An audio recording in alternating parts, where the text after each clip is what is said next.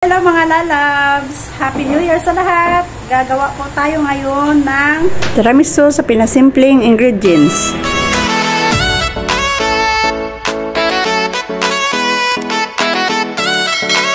Ito ang masangkap na gagawin.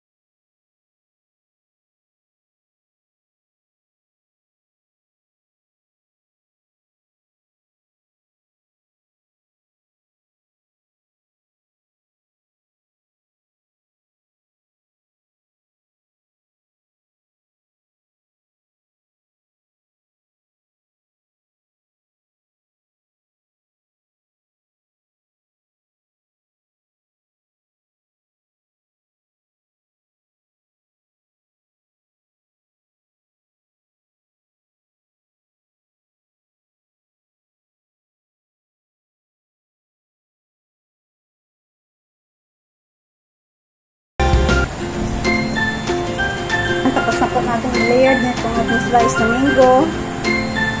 Para maging special po itong ating tiramisu. Naglagay po ako dito ng crushed na chocolate sa taas. Ayan guys, nakagawa po tayo ng dalawang tray ng ating ginawang special na tiramisu. Ngayon, ilagay po muna natin ito sa ref para lumamig at pwede na natin i-serve. Thank you for watching.